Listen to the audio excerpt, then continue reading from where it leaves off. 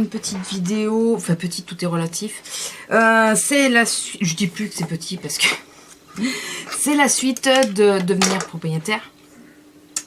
On s'en était arrêté à votre choix est fait, et là on va imaginer que ça y est, vous avez les clés. Donc je vous passe tout l'épisode, oui excusez-moi, vous allez entendre bien sûr les bruits, tout l'épisode chez le notaire et tout ça, puisque là c'est le notaire qui va vous dire ce que vous avez et tout ça, et puis bon, on vous remet les clés. Donc voilà. Donc une fois qu'on a les clés, la première chose à faire, je pense, c'est d'aller refaire le tour de la maison. Alors, je vous préconise, après vous faites, comme j'ai dit, hein, vous faites ce que vous voulez, vous n'avez aucune obligation de suivre ce que je dis, hein, on est d'accord. Mais moi, je préconise, et ça nous a rendu service, de prendre l'appareil photo et de prendre en photo chaque pièce, chaque détail. Donc moi, je vous préconise, et ça peut servir pour beaucoup de choses, de prendre tout en photo, de refaire le tour de la maison, et de voir s'il n'y a pas eu des problèmes pendant les 2 mois. Parce qu'il faut penser que pendant 2 mois, la maison est restée fermée sans plus personne qui vienne. Nous, on a eu la mauvaise surprise, par exemple, pendant le temps d'attente, d'avoir une très très grosse tempête dans l'Aude.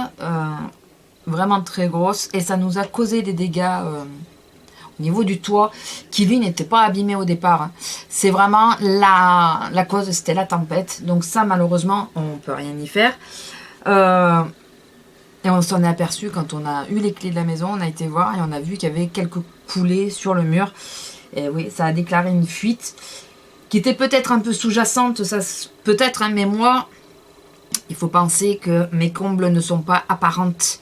Ma chambre elle est directement sous les toits, il y a un faux plafond voilà, qui fait que qui protège, on va dire, du toit. Donc on peut pas aller voir le dessous du toit. Quelqu'un avait été le voir par en haut pour voir comment il était, mais on n'avait pas vu le dessous, quoi. Donc voilà, faites le tour parce que ça peut vous amener à d'autres problèmes. Nous, si on avait mieux calculé, si on pensait que ça s'arrangerait, et puis ça s'est pas arrangé, mais si on avait su ce qui allait nous tomber dessus, je vais y arriver, on aurait fait faire le toit en premier, refaire faire le toit, et le problème c'est qu'on l'a pas fait, puisque tout le monde, plusieurs personnes sont montées à nous dire ah mais c'est bon, il y aura plus de fuite, et puis bon, dès la pluie suivante on s'apercevait qu'il y avait des fuites. Enfin bon. Donc en premier, refaire le tour de la maison et prendre surtout des photos. Les photos peuvent vous être très utiles par la suite, je vous le garantis, quoi. Ensuite, donc vous avez les clés. Il faut penser que vous avez toujours votre ancienne habitation. Souvent c'est ça, hein. C'est rare que les gens ils habitent directement dans la maison en travaux.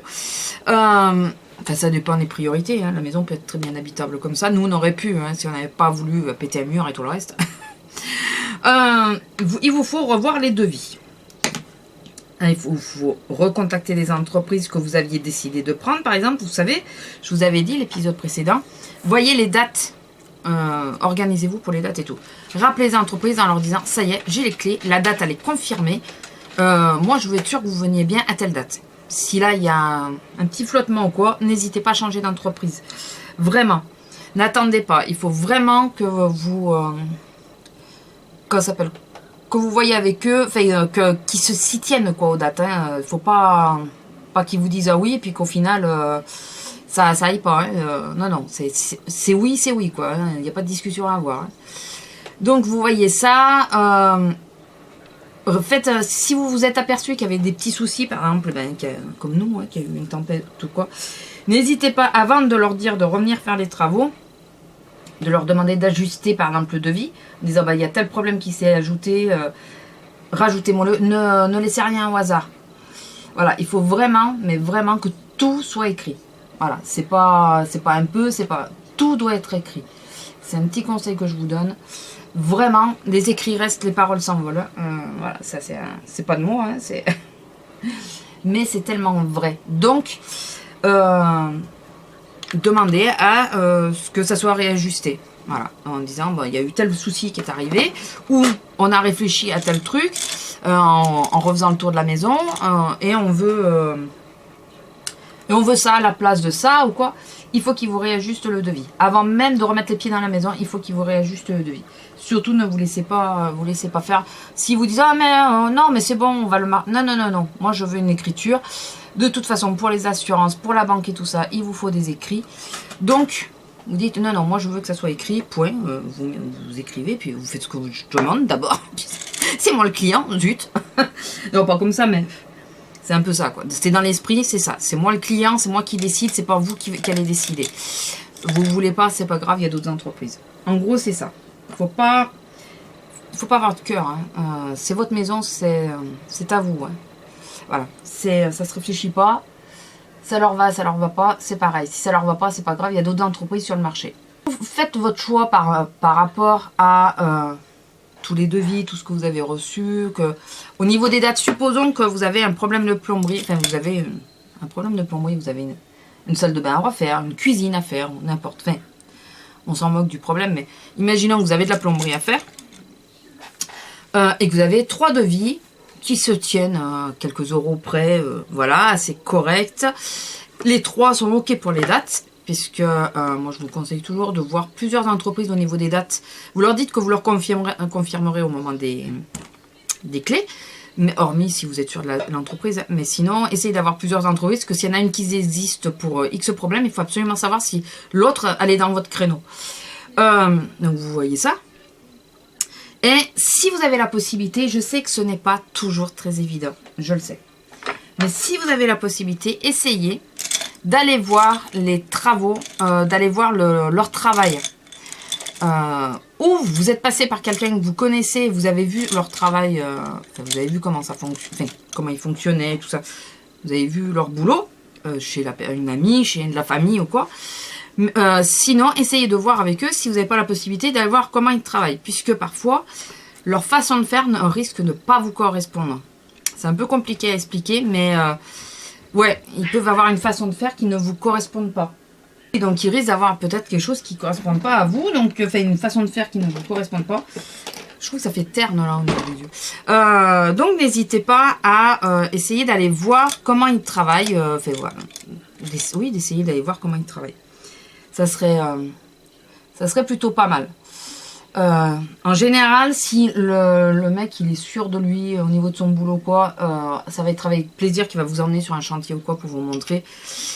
S'il est moins sûr, il va peut-être essayer de gruger pour pas que vous insistiez pour pas le faire quoi. Donc voilà. Donc si possible, essayez d'aller voir son travail. Alors, petit point au niveau des artisans. Comme je dis, c'est toujours mon opinion, c'est mes avis, c'est pas, vous n'avez aucune obligation à suivre ce que je vous dis. Petit point, famille ou pas de cadeau. Alors moi je vous conseille carrément pas de famille, ça serait mieux. Mais si famille ou pas de cadeau, c'est votre maison, c'est vous qui vous engagez financièrement dessus. Vous allez les payer, alors si c'est gratuit c'est autre chose. Mais sinon c'est vous qui allez les payer, voilà, vous financez le tout. Vous allez y vivre par la suite, s'il y a des problèmes c'est vous qui allez les subir.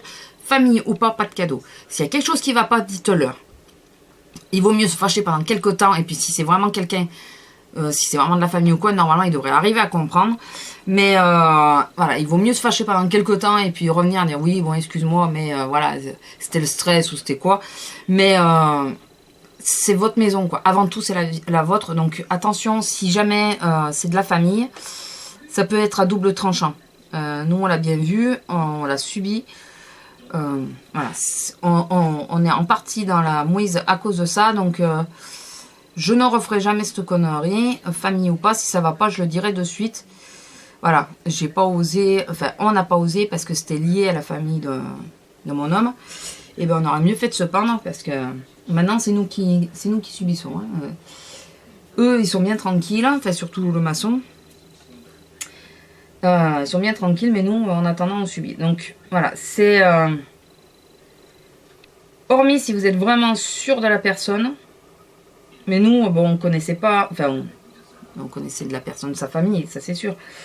Mais l'autre personne, enfin, l'entreprise en elle-même, nous, on connaissait pas, on a fait confiance. Et puis, voilà, on est dans la merde à cause de ça, quoi. Donc... c'est à cause de ça que j'ai voulu faire cette vidéo d'ailleurs, c'est pour vous éviter de faire les mêmes erreurs que nous. Voilà. Parce que au niveau des travaux, c'est un peu... C'est la croix et la bannière, quoi. Donc voilà, donc si au niveau des entreprises, faites bien votre choix, essayez de voir si vous pouvez voir comment ils travaillent. Un truc tout bête, hein. Moi pendant le temps des travaux, ils se sont servis de ma terrasse comme une déchetterie. Il a fallu que je gueule pour qu'ils se débarrassent la terrasse, alors que, enfin, non, ça se fait pas, quoi. C'était en plein été, il y avait des mouches et tout, enfin voilà. Donc c'est un exemple, voilà. Est-ce qu'ils sont propres, pas propres, enfin voilà, c'est... pourtant j'arrêtais pas de leur dire, mais bon, ils n'ont pas débarrassé plus vite que ça. Donc, il y a ce genre de petites choses, il faut y penser. Après, il faut voir aussi au niveau des travaux, souvent on a plus de travaux que de budget, ça arrive souvent d'ailleurs. Il faut revoir ses priorités. Après, il y a des choses qu'on peut faire nous-mêmes. Bon, à part que vous ayez vraiment mes 2 grosses mains gauches, vous pouvez faire la tapisserie et les peintures, quoi. Voilà, nous on a fait toutes les peintures de la maison, hormis la cage d'escalier parce que c'est très haut. Mais et du coup, c'est là où c'est le moins réussi d'ailleurs, je veux pas dire, mais bon. On a fait toutes les tapisseries, toutes les peintures de la maison, c'est nous qui les avons fait. Donc, en plus, on a un certain côté fier de dire c'est nous qui avons fait. Je sais pas si vous voyez ce que je veux dire. Donc, revoir les priorités, voir qu'est-ce qu'il faut faire en premier. Dans les priorités, chacun fait comme il veut. Mais si vous avez le toit, bien sûr c'est le toit. Hein. Ça se calcule pas, c'est d'abord le toit.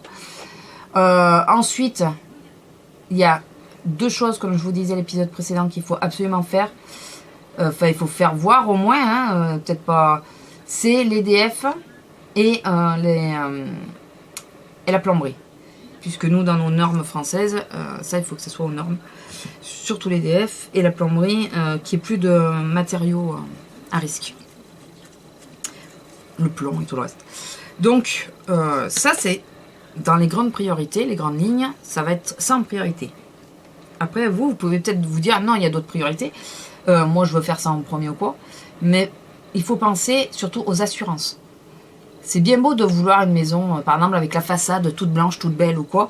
Mais si à l'intérieur, toute votre EDF n'est pas aux normes, le jour d'un pépin, si un jour vous avez un pépin, je dis pas que... Mais si un jour vous avez un pépin, votre assurance, ça va dire, oui, mais non, la façade, elle est jolie, d'accord, ok, on s'en fout. Votre EDF n'est pas aux normes, ça a pris feu à cause de ça, quoi. Même si c'est en réalité pas ça la cause. Mais ça va être leur premier truc. Donc faites attention à ça. Il faut absolument revoir vos priorités. Voir par ce que vous allez faire en premier. Il faut... voilà, c'est bête, hein, mais... les priorités, c'est pas toujours ceux qu'on voudra en tout premier. Mais... enfin, on se dit pas toujours... Oh ouais, moi, je veux faire ça en premier ou quoi. Enfin, je sais pas comment vous expliquer. Par exemple, s'il y a la cuisine à refaire... et que vous êtes dans un budget un peu serré puis qu'il y a des choix à faire, il y en a peut-être qui vont se dire ah ben non, l'électricité, on verra avec le temps et tout, parce que là bon ça va, ça fonctionne et tout. Non, je vais faire d'abord la cuisine. Oui, mais non. Non. L'électricité d'abord, et bon, à moins qu'il n'y ait pas du tout de cuisine, ce qui est assez rare. Mais sinon, il faudra faire quand même d'abord l'électricité et ensuite la cuisine. Et en plus, c'est aussi une question de logique. Hein. L'électricité et la plomberie, c'est les fondamentaux, c'est ce qui est caché dans les murs, tout ça. Donc, il vaut mieux faire ça d'abord et vous faites les peintures, tout ça après, quoi. C'est aussi une question de logique, mais il faut vraiment faire attention à ça. Ensuite, il faut surveiller les travaux, mais c'est pas qu'un peu, quoi. Il faut être en permanence. Alors, ne faites pas comme nous, ne leur faites pas de cadeaux. S'ils sont pas là à 11h, vous les appelez, vous leur passez un savon, en leur disant non mais vous m'aviez dit que vous deviez être là, vous êtes là. Essayez de voir qu'ils ne fassent pas 50 chantiers en même temps. Ils ont votre maison, ils font votre maison. Point. C'est si vous voulez, et ça mettez-le au point dès le début, avant même de donner les dates. C'est un chantier à la fois. Parce que quand ils s'éparpillent comme ça, hein, et ben du coup les travaux et ça attend et tout ça. Hormis si par exemple vous vous êtes mis d'accord en disant dès que vous avez fini cette pièce, nous on vient, on fait telle chose, donc pendant ce temps-là, nous on veut personne sur cette pièce. Mais en général, si c'est comme les fondamentaux, comme je vous disais, électricité et plomberie, il faut qu'ils y soient en premier. Donc à la rigueur, une fois que tout ça est fait, qu'il y a un temps d'attente pendant une semaine parce que vous avez des choses à faire, c'est une chose. Mais il faut que les mecs ils soient là dès le matin et qu'ils travaillent toute la journée. Nous, le problème c'est qu'ils arrivaient à 11h, à 11h30 ils s'arrêtaient boire l'apéro, ils reprenaient qu'à 2h30, à 5h ils se barraient. Voilà, et après on se demande pourquoi les travaux ont duré trop longtemps. Et je vous dis, on n'osait rien dire parce que c'était lié à la famille. Donc surveillez, et si quelque chose ne va pas, vous le dites de suite. Voilà. Nous, on a eu ce même problème sur certaines choses. Il y a des choses qui ne vont pas parce qu'on n'a pas osé. Alors, il y a des choses, heureusement, que je l'ai vu de suite et que j'ai poussé un peu ma gueulante. Puisque, style, une prise de courant dans la salle de bain, parce que moi, j'en ai besoin pour mon lisseur, sèche-cheveux et tout le reste. J'ai acheté un meuble complet pour la salle de bain. Ce gentil électricien, que je le tiendrai, je l'étranglerai, il a décidé que la prise qui était dans le meuble était bien largement suffisante pour la salle de bain, sauf que je fais 1m40 et que la prise était à 1m70, 1m80 même. Je fais comment? Voilà, donc il a fallu que je gueule en lui disant, non mais attends, comment tu veux que je branche mon truc là-haut? Non mais réfléchis quoi, il me faut absolument une prise à ma portée. Donc il a fallu, pour plein de choses comme ça, il a fallu râler. Donc quand vous voyez que quelque chose ne va pas, ne réfléchissez pas à dire « Ah, mais est-ce peut-être que... » Non, non, vous allez voir la personne, l'artisan, et vous lui dites « Bon, écoutez, moi là, il y a marqué ça, hein, vous m'avez pas fait ça, donc vous me le changez. » Même si un mur a tombé, tant pis, c'est assez frais, il se démerde. Parce qu'il faut tout mettre par écrit, tout en détail. Et si vous pouvez faire un plan avec, par exemple, dans une pièce, il doit y avoir 3 prises à gauche et 2 prises à droite, mettez-le sur le plan, comme ça, s'il y a quoi que ce soit, on dit « Ah, mais non, mais là, c'est marqué. » Donc, vous faites ce que vous voulez, mais moi, vous me faites les 3 prises et les 2 prises de l'autre côté. Ça ne se réfléchit pas, c'était marqué, il y a le devis, point. Donc, faites bien attention à ça et ne soyez... il ne faut pas être sympa, là. Il ne faut pas chercher à être sympa. Il faut être correct, il ne faut pas non plus être abruti, voilà, et chipoter pour un détail, si c'est à 1 cm près, par exemple. Mais si on vous a dit que là, il y aurait une prise et qu'ils ne vous la mettent pas, ou un interrupteur... Non, ben vous râlez, ils se débrouillent, ils refont le trou, enfin, ils font comme ils veulent, mais ils vous mettent la prise là où il faut. Voilà, ça c'est absolument... donc ne pas hésiter à faire refaire, c'est ce que j'étais en train de vous dire. Ne pas accepter les dépassements de délai. Vous avez normalement des dates sur les devis, de telle date à telle date, fin des travaux, telle date. Ça doit être avancé, je crois que c'est sur le devis. Ça doit être avancé, la date des travaux doit être avancée, et normalement, tous travaux dépassés doivent vous donner un pourcentage de réduction sur la facture. Toujours nous le même problème, on ne l'a pas fait faire à cause du fait que c'était lié à la famille. Si j'avais su, eh bien, je vous promets que je l'aurais fait parce que moi j'ai eu 3 mois de dépassement. Et il a fallu que je gueule, voilà, mais moi ma location était derrière, elle courait aussi, donc il a vraiment fallu que je gueule. Donc aucun dépassement de délai, ou alors ben, tant pis, c'est à leurs frais à eux. Ça va se dégréver de votre facture. Et ça, ne lâchez pas, franchement ne lâchez pas. À part à un jour près, hein. Si vous disent le 18 et qu'ils arrêtent le 19, bon, soyez compréhensifs aussi, à moins qu'il y ait eu un gros pépin derrière et que ça puisse... Par contre, marquez-le si jamais, par exemple, vous arrivez, il y a eu une inondation pour X raison, enfin il y a eu quelque chose, et que là, il arrive de suite, il vous dit oui, mais alors là, ça va rallonger le temps de temps, je suis désolée, mais j'ai pas le choix, parce qu'il y a ça qui se rajoute. N'hésitez pas à le faire rajouter sur le papier en disant, bon, je vous autorise tant de temps, après on repart sur la base, c'est dégressif. Voilà. Faites tout par écrit, mais tout, faut pas hésiter à écrire. Et organiser correctement son déménagement. Alors, par rapport à ça, je veux dire que il va falloir penser qu'il va falloir commencer à amener des choses et tout. Enfin, nous, on a voulu commencer à amener des choses pendant les travaux de façon à gagner du temps sur le gros du déménagement. Puisqu'on n'est que 2, mais on a suffisamment de choses pour 15. Donc, il faut, dans ces cas-là, par exemple, si vous avez un garage qui ferme à clé, vous gardez les clés du garage, vous ne donnez pas les clés du... D'ailleurs, vous ne donnez jamais toutes les clés au maçon ou quoi que ce soit, vous gardez toujours un trousseau de clés pour vous, et vous gardez des portes qui vous sont qu'accessibles à vous, si vous pouvez, voilà, si vous pouvez. Mais par exemple, si vous avez le garage, vous demandez à l'électricien de commencer par le garage, un exemple, de façon à ce que cette pièce ne soit plus utilisée du tout par les maçons, les électriciens et tout le reste. Et comme ça, vous stockez vos affaires dedans et surtout, vous ne leur laissez pas de clé. Voilà, il faut... c'est vos affaires privées. Il y a des gens malhonnêtes partout, malheureusement. Alors, je dis pas que nous, on a eu ce problème-là. Enfin, on a eu un problème, mais pas de ce genre-là. Mais il vaut mieux quand même avoir prendre des précautions. Puis, un truc tout con, vous mettez un carton avec de la vaisselle, ils font tomber quelque chose dessus, ça vous pète la vaisselle, enfin, ça fait chier, quoi. Donc, excusez-moi du terme, mais c'est ça. Donc, gardez bien une pièce, que ça peut être une chambre, hein, je vous dis le garage, mais ça peut être une chambre, vous demandez à ce que la chambre soit faite en premier. Voilà, nous c'est ce qui aurait dû être fait, mais finalement ils n'ont pas travaillé comme on aurait souhaité. Moi j'avais demandé à ce que tout, enfin que ça descende petit à petit, donc d'abord l'étage, qui me fasse toutes les DF dans les chambres, puisqu'il y avait quasiment que ça à faire, qui me fasse toutes les DF de façon à pouvoir fermer les chambres et stocker dans les chambres. Ils m'ont pas fait ça comme ça, donc nous on s'est servi du garage. Donc voilà, faites bien comme ça, de façon à organiser, à être tranquille, de dire qu'ils iront pas ni y mettre les mains, ni tout bêtement faire tomber quelque chose dessus ou quoi que ce soit. Et si jamais ils n'ont pas pu faire ce qu'ils avaient à faire dans le garage avant que vous commenciez à amener des choses, ben c'est simple, vous ne leur laissez pas les clés. Vous êtes présent le jour où ils le font. Voilà, nous c'est ce qui s'est passé. Le garage, ils l'ont fait, pas à la fin, mais au milieu, on va dire. On est resté avec l'électricienne tout le temps où il a mis les DF dans le garage. Alors nous, on avait stocké que d'un côté de façon à ce qu'ils aient le passage et tout le reste. Mais nous, on a fait ça. C'est qu'on est resté. Enfin, moi, je suis restée dans le garage. Tant qu'il était là, je suis restée dans le garage. Je ne l'ai pas laissé tout seul dans le garage. Je suis peut-être pas confiante ou quoi, mais bon, moi, c'est ça. Et au moins, comme ça, j'étais tranquille. Voilà, j'étais tranquille. Donc, petite chose par rapport aux photos, je vous disais que heureusement qu'on avait fait les photos. Nous on avait fait les photos et les anciens propriétaires avaient laissé une scie égoïne accrochée à une poutre. Et un jour je suis revenue au début des travaux et on voit que la scie n'y était plus. Et donc j'ai été voir le maçon et on aimerait savoir pourquoi la scie elle n'y est plus. Ah mais c'est parce qu'on avait peur qu'elle se casse et tout. J'ai enlevé, j'ai amené chez moi. C'est un truc de collection maintenant.